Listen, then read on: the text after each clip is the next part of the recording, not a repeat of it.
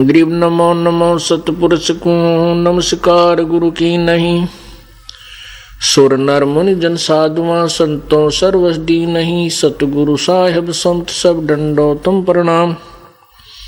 आगे पीछे मध्य हुए तिनको जा कुर्बान। नराकार निर्विषम काल जाल भय बंधनम। निर्लेपम निज निर्गुणम अकल अनुबेशुंधुनम। सोहम सुर समाप्तम सकल समाना निर्तल। उज्ज्वल हिरंबर हरदमम बेपरवाह था है वार पार नहीं मध्यतम।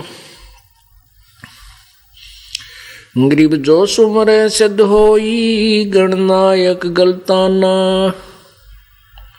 करो अनुग्रह सोई पारस पद परवाना। आज गणेश मनाऊं गणनायक देवन देवा।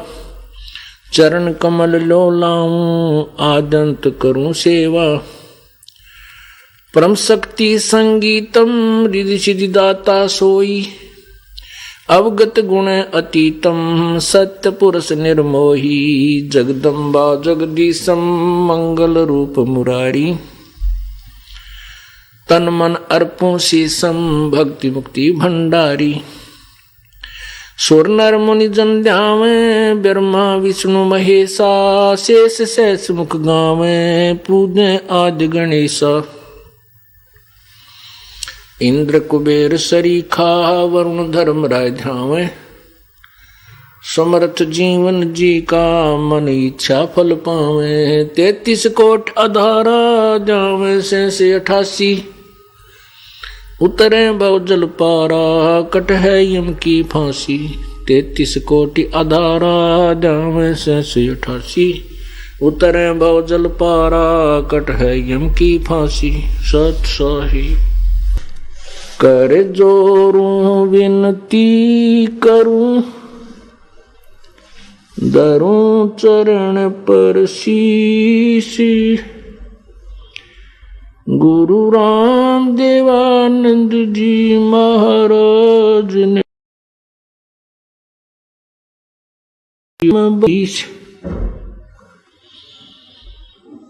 कोटि कोटि सिजदा करूं।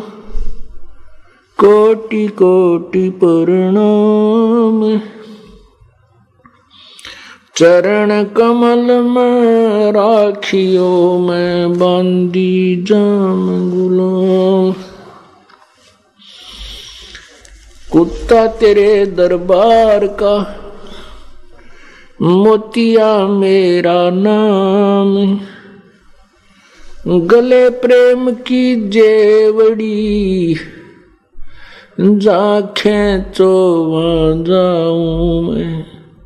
तो करो तो बावड़ू दूर दूर करो तो जाऊं। जो राखो तो ही रहूं जो देवो सो खाऊं। गुरु बड़े गोविंद से मन में देख विचारो। हरि सुमरे सोवार है गुरु सुमरे हुए पार। गुरु गोविंद दोनों खड़े काके लागू पाए। बलिहारी गुरु अपना जिन गोविंद दियो मिलाए। जय इब कै सतगुरु मिले सब दुख आँखों रोए। चरणों ऊपर शीस धरूं कहूँ जो कहनी हो। कबीर गुरु जी मिलेंगे पूछेंगे कुशलात। आद्य अंत की सब कहूँ अपने दिल की बात। गुरु जी तुम ना भूलियो चाहे लाख लोग मिल जाएं। हमसे तुमको बहुत हैं तुमसे हमको नाही, तुमरे विसारे क्या बने। किसकी शरण में जाऊं, शिव बिरंच मुनि नारदो, इनके हृदय न समाऊं। अवगुण किए तो बहुत किए, करत न मनी हारे। बावे बंदा बख्श दियो, बावे गर्दन उतारे। अवगुण मेरे बाप जी, बख्शो गरीब नवाज। जो मैं पूत कपूत हूँ, बोहर पिता को लाजे। मैं अपराधी जन्म का, नक्शक भरे विकार। तुम दाता दुख भंजना, मेरी करो संभार।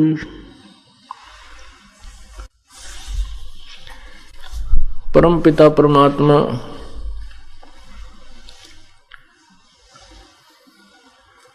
सारी सृष्टि के रचनहार,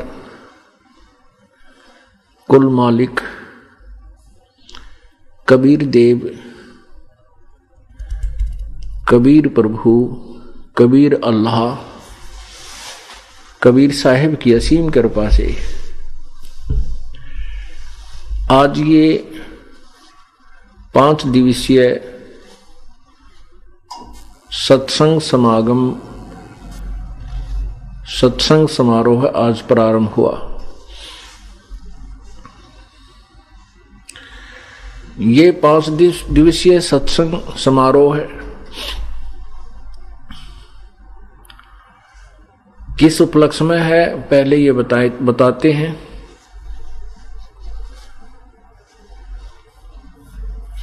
ये सत्संग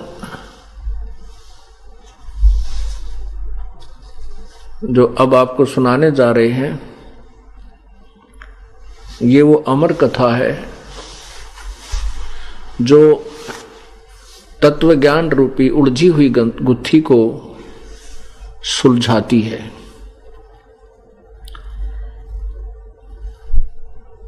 अभी तक हम परमात्मा को निराकार मानते थे। किसी भी ऋषि की, किसी भी महर्षि की या अन्य जो गुरुपद से सुशोभित संत जन थे, उनकी एक ही थ्योरी थी, एक ही सिद्धांत था कि परमात्मा तो निराकार है, केवल उसका प्रकाश ही देखा जा सकता है, वो भी अभ्यास यानी शरीर के अंदर हठ योग के द्वारा। चाहे कोई किसी भी देव का उपासक है, उसकी मूर्ति भी समक्ष रखे हुए है, श्री विष्णु जी की, श्री शिव जी की और अन्य देवताओं की, श्री गणेश जी की, हनुमान जी की, फिर भी उससे कोई पूछे भी परमात्मा कैसा है, कि प्रभु तो निराकार है, वो दिखाई नहीं देता। ये वो दिवस है जो फाल्गुन द्वादशी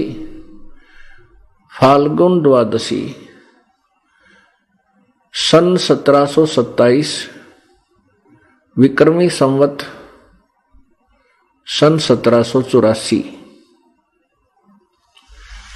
जिस दिन परमात्मा जिसे हम निराकार कहा करते थे, वो निराकार नहीं है, वो साकार है, निराकार।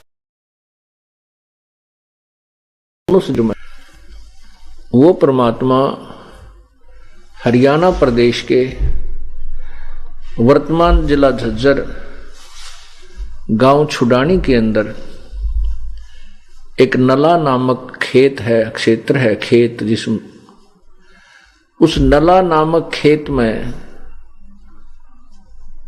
प्रकट हुए थे। अपने सतलोक से जहां वो विराजमान है प्रभु, जहां बैठकर पूरे विश्व को कंट्रोल कर रहे हैं, असंख्य ब्रह्मांडों को जो संचालित कर रहे हैं, वो परमात्मा स्वयं यहां आकर प्रकट हुए थे। अपने उसी शरीर में उसके ऊपर हल्के तेज पुंज का एक अन्य ओवरकोट डाल लेते हैं, क्योंकि परमात्मा का शरीर बहुत तेजों में है। करोड़ सूर्य मिला दे, करोड़ चंद्रमा मिला दे, दोनों की मिली जुली रोशनी का प्रकाश भी उस परमेश्वर के एक रोमकूप के प्रकाश से भी न्यून है, कम है। तो यदि वो सह शरीर आ जाए तो हमें कुछ ना दिखाई दे, हमारी आंखें एकदम उस प्रकाश को देखते ही बंद हो जाए, हम परमात्मा के शरीर को नहीं देख सकते। परमात्मा का वो शरीर, वो वास्तव स्वरूप दिव्य दृष्टि से देखा जाता है। इन आंखों से, चरम दृष्टि से वो नहीं देखा जा सकता। इसलिए परमात्मा अपने उस तेजोमय शरीर के ऊपर अन्य ओवरकोट भद्रा वस्त्रा समन्या कबीर नीवचनानी, कबीर परमात्मा अपने उस पहले वास्तविक शरीर के ऊपर एक ओवरकोट टाइप अन्य वस्त्र, समन्या भद्रा वस्त्र, हल्के तेज पुंज का अन्य वस्त्र पहन के, यानी और चोला ओवरकोट पहन करके यहाँ प्रकट होते हैं। उसमें अपने निवचनानी अर्थात लोकोक्तियों के माध्यम से अपने तत्व ज्ञान को समझाते हैं और अपनी प्यारी आत्माओं को इस काल के जाल से सुलझाते हैं। इसी उद्देश्य से परमात्मा सन 1727 में विक्रमी संवत 1784 में गांव छुडानी, जिला झज्जर, हरियाणा प्रांत, भारतवर्ष के अंदर प्रकट हुए थे। वैसे तो परमात्मा का सर्व ब्रह्मांड उसी के हैं, पूरी पृथ्वी उसी की है। परमात्मा के लिए कोई सीमा नहीं है, वो कोई जाति मजहब से जुट नहीं, सीमित नहीं है। वो केवल अपनी आत्माओं को देखते हैं जिनके अंदर पूर्व जन्म के संस्कार होते हैं। जिनके अंदर पूर्व जन्म के नहीं है तो वर्तमान में वो अपनी समर्थता से उनके अंदर भक्ति प्रवेश करते हैं और फिर उनको भक्ति योग्य बनाते हैं। इसी उद्देश्य से वो परमात्मा पूर्ण ब्रह्म इस पृथ्वी पर आते हैं, काल के लोक में आते हैं। इससे पहले भी परमात्मा आते रहे हैं, जिनके विशेष प्रमाण प्रत्येक युग में आते हुआ है। जैसे सतयुग में सत्सुकृत नाम से परमेश्वर आए थे, ऐसे ही एक बालक रूप धारण किया था, फिर वो बड़े हुए थे। तो उस समय के ऋषि महर्षियों को उन्होंने के ज्ञान के छक्के छुड़ा दिए थे, लेकिन उन ऋषियों महर्षियों ने मानवश, अभिमानवश परमात्मा की समृत वाणी को, यथार्थ ज्ञान को स्वीकार नहीं किया था। केवल चंद एक कुछ एक व्यक्ति पुण्यात्माओं ने परमात्मा की वाणी को माना था, जिनको उन्होंने पार किया। इसी प्रकार वह परमेश्वर पूर्ण ब्रह्म असंख्य ब्रह्मांड का स्वामी त्रेता युग में मुनिंदर ऋषि नाम से प्रसिद्ध हुए थे। ऐसे उन्होंने एक बालक रूप धारण किया था। एक निसंतान दंपति, एक ऋषि की पति और पत्नी, वो उसको उठा ले गए थे। परमात्मा ने फिर बड़ा होकर के धीरे धीरे अपनी लीला करते हुए, जैसे वो बड़े होने की लीला की, तो 5 साल की आयु से ही, बल्कि और छोटी आयु से ही परमात्मा ने अपने ये अमृत वचन, अमर वाणी, तत्व ज्ञान प्रचार करना प्रारंभ कर दिया था। उस समय भी इन मान के भूखों ने, जो महिमा के भूखे लोग थे, उन्होंने परमात्मा के यथार्थ ज्ञान को ना स्वीकार किया, ना जनता तक जाने दिया। परमात्मा ऐसे ही द्वापर युग में एक नवजात शिशु रूप में प्रकट हुए थे और फिर धीरे धीरे बड़े हुए। तो अपनी लीला करते हुए, वैसे तो उनका छोटा बड़ा कुछ नहीं है, वो तो लीला करने के लिए मानव सदृश जीवन जीकर जाते हैं। उन्होंने एक ऐसा अपना नियम बना हुआ है। उस दौरान उन्होंने बहुत सी आत्माओं को समझाया, लेकिन कुछ एक आत्माएं ही सुलझ पाई। और उस समय भी ये अभिमानी लोगों ने, ऋषि महर्षि, नकली ऋषि महर्षियों ने परमात्मा के अमृतवाणी को स्वीकार नहीं किया और न ही उसे जनता तक जाने दिया। सत्य को, असत्य के ऊपर ही उन्होंने अपना पूरा टारगेट रखा, उस लोक वेद को ही जनता तक पहुंचाते रहे। उसी पर लोगों ने विश्वास किया, भक्तों ने, श्रद्धालुओं ने, कि ऋषि महर्षि विद्वान पुरुष हैं, ये संस्कृत भाषा को जानते हैं और वेदों के ज्ञाता होंगे। इस दृष्टिकोण से उनकी वाणी को हमने स्वीकार किया, परमात्मा के वचनों को हमने रिजेक्ट कर दिया, क्योंकि हम शिक्षित नहीं थे। इसी प्रकार परमात्मा इस कलयुग में भी सन 1398 संवत 1455 ज्येष्ठ पूर्णमासी को सोमवार के दिन एक लहर तारा तालाब के अंदर कमल के फूल पर प्रकट हुए थे। वहां से उनको एक निसंतान दंपत्ति, जुलाहा दंपत्ति उठा ले गए थे।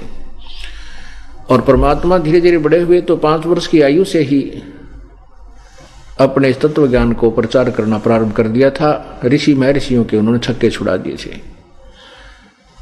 लेकिन इस अभिमान के भूखों ने स्वार्थवश अपनी रोजी रोटी के चक्कर में उन नकली ऋषि महर्षियों ने और इन झूठे गुरुओं ने परमेश्वर के उस तत्व ज्ञान को स्वीकार नहीं किया।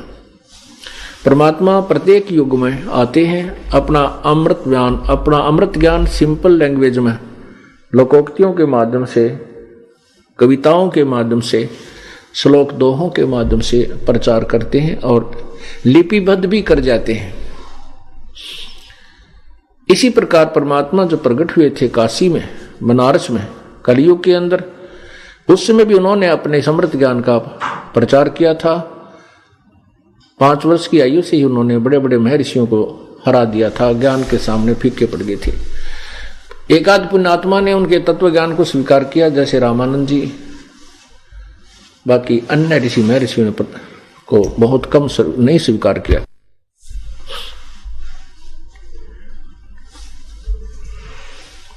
उस समय परमेश्वर 120 वर्ष तक, कलयुग में 120 वर्ष तक, सन 1398 से सन 1518 तक 120 वर्ष इस धरातल पर रहे और अपनी एक तत्वदर्शी संत की भूमिका की, साथ में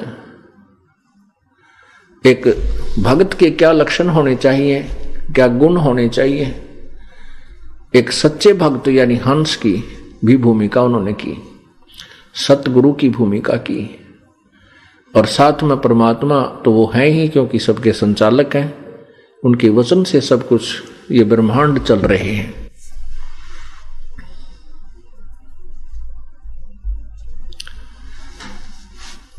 अपनी समर्थता का प्रमाण देकर के परमात्मा सशरीर सतलोक चले गए थे मगहर स्थान से। उत्तर प्रदेश में गोरखपुर जिला के साथ में, गोरखपुर से 25 किलोमीटर की दूरी पर एक मगहर नगर है। मगहर नगर छोटा सा कस्बा टाइप है। वहां से परमात्मा सशरीर सतलोक गए थे और कई हजारों की संख्या में वहां दर्शक विद्यमान थे, उपस्थित थे और सशरीर परमात्मा आए थे। एक बालक का रूप धारण किया था। तो ये लीलाएं हैं उस परमेश्वर की। परमात्मा ऐसी ही लीलाएं किया करता है, तभी उसको भगवान कहते हैं, प्रभु कहते हैं, स्वामी कहते हैं, मालिक कहते हैं और परमेश्वर कहते हैं। लेकिन कुछ एक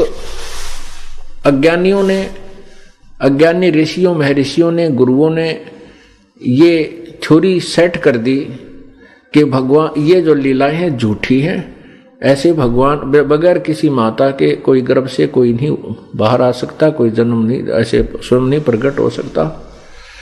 तो बहुत सा समाज इस बात पर आधारित हो चुका है कि बिल्कुल ठीक है, क्योंकि श्री राम माता से उत्पन्न हुए, श्री कृष्ण माँ से उत्पन्न हुए। जितने भी हम जिनको भगवान की संज्ञा में गिनते हैं सभी माँ से उत्पन्न हुए। इसलिए हमने ये भी सत्य मान लिया कि माँ के बिना उत्पन्न कोई नहीं हो सकता। लेकिन भगवान कैसे किसे कहेंगे? परमात्मा उसी को कहा जाता है जो एक जनसाधारण की क्रियाओं से अलग क्रियाएं करे, उसकी स्थिति भी कुछ अलग ही। और हमारे जैसा घसियारा हो तो फिर भगवान कैसे कहेंगे उनको? वो परमात्मा 120 वर्ष बनारस में रहे कलयुग में, उसके बाद सहस्री सतलोक चले गए थे। सन 1518 में सहस्री चले गए थे और सन 1727 में 209 वर्ष के बाद यहाँ छुडानी गांव के अंदर सन 1727 में संवत 1784 में सहस्री यहाँ प्रकट हुए थे। फाल्गुन की द्वादशी, फाल्गुन उतरते की फाल्गुन सुदी द्वादशी को परमात्मा सहस्री आए थे। उस समय अपनी प्यारी आत्मा 10 वर्षीय बालक गरीबदास जी महाराज को उन्होंने बोध कराया था, तत्व ज्ञान दिया था, उपदेश दिया था, नाम दिया था। और फिर यहां से सतलोक लेकर गए थे उनकी आत्मा। उनके अंदर एक सूक्ष्म शरीर है स्थूल शरीर के ऊपर, और सूक्ष्म शरीर के अंदर प्राणी जब तक ये दूसरे शरीर में प्रवेश नहीं होता किसी अन्य प्राणी के में, तब तक इसकी स्थिति इस मनुष्य जैसी ही रहती है। मानव सदृश शरीर होता है, लेकिन ये आकार में ये सूक्ष्म शरीर होता है, इसका आकार घट बढ़ता रहता है स्थान अनुसार। ये चाहे छोटा भी कर सकता है, बड़ा भी हो सकता है उसमें। तो उस सूक्ष्म शरीर को लेकर के परमात्मा उस आत्मा को सतलोक लेकर गए। सूक्ष्म शरीर में आत्मा 21 ब्रह्मांड तक, 7 संग ब्रह्मांड तक सूक्ष्म शरीर में रहती है। उसके बाद भौर गुफा में जाकर के सूक्ष्म शरीर समाप्त हो जाता है, छोड़ दिया जाता है, और उसे आगे केवल हंस रूप, वहां जो आत्मा का स्वरूप है, हंस रूप है, वो भी मनुष्य जैसा ही है, नराकार है, लेकिन उसका प्रकाश में बहुत तेजों में शरीर है, जिसके उस तेजों में शरीर के ऊपर ये 4-5 आवरण काल ने डाल रखे हैं। स्थूल शरीर, सूक्ष्म शरीर, कारण, महाकारण, कैवल्य, ये 5 कवर डाल के उस तेज को इसने छुपा रखा है, ये बाहर नहीं दिखता। वहां जाकर के केवल एक शरीर, तेजों में शरीर रह जाता है, और मनुष्य जैसा ही शरीर है वहां आत्माओं का। परमात्मा भी हमारे ही उनिहार है, हमारे ही स्वरूप है। तो वहां उस आत्मा को सतलोक लेकर गए थे, वहां से पूरी स्थिति समझाई थी। अब मैं आपको गरीबदास साहिब जी को कैसे परमात्मा मिले बहुत अच्छी तरह डिटेल से बताऊंगा। उसके बाद आंखों देखा हाल गरीबदास साहिब ने अपने अमृतवाणी में वर्णन किया, लिपिबद्ध करवाया, जो आज आपके समक्ष प्रचार किया जाता है, उसके माध्यम से आपको समझाया जाता है। संत गरीबदास जी, इनका मूल गांव जो है करौथा था, जहां अपना आश्रम है, जो अब वर्तमान में वो जो अपना करौथा आश्रम है, वहां उनका मूल गांव था। और छुडानी में गरीबदास जी के नानका था। गरीबदास जी महाराज के मामा जी नहीं थे, नाना जी की जमीन बहुत थी। वो किसान परिवार में जन्मे थे। उनके जमीन 2500 बीघा अर्थात 1375 एकड़ जमीन अकेले उनके नाना जी श्री शिवदयाल जी के थी।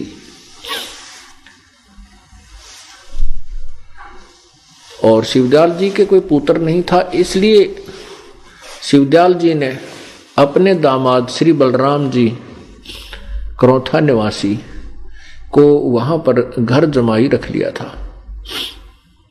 गरीबदास जी का जन्म वहां छुडानी गांव में 12 वर्ष शादी के उपरांत हुआ था।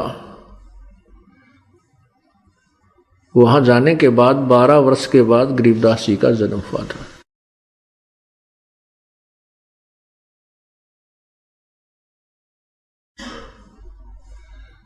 जब गरीबदास जी 10 वर्ष के हुए, उस समय अपने नाना जी, यानी अपनी ही कहो, क्योंकि नाना जी ने तो अपने दामाद को और दोहते को सब संपत्ति समर्पित कर दी थी, तो अपनी गौओं को चराने के लिए खेतों में जाते थे। 1375 एकड़ जमीन थी और उसमें सिंचाई का कोई साधन नहीं था। वर्षा होगी तो कुछ बाजरा ज्वार बो लिया करते थे, मक्का वगैरह, बाकी शेष चने वगैरह हो जाते थे, सरसों हो जाती थी थोड़ी बहुत। बाकी शेष जो स्थान था, खेत थे, वो खाली रहते थे। उसमें गौएं चराने का कार्य करते थे, उसको चरागाह बना दिया करते थे। ऐसे ही छुडानी से सीमा लगती है कबलाना गांव की। कबलाना गांव की तरफ एक कच्चा रास्ता जाता था, अब तो पक्का हो गया, वर्तमान में सड़क बन चुकी है। उस कच्चे रास्ते पर सीमा के साथ में गरीबदास जी की यानी अपनी जमीन थी। तो वहां वो 10 वर्ष के बालक और साथ में अन्य पाली दूसरे गवाले भी उन्हीं के खेतों में अपनी गौओं को ले जाते थे, और कुछ पाली किराए के होते थे गरीबदास जी के, मतलब नाना जी के यहाँ। तो ऐसे 10-5 वो गवाले, 150-200 गायें वहाँ खेतों में ले जाकर वो उस दिन भी चरा रहे थे।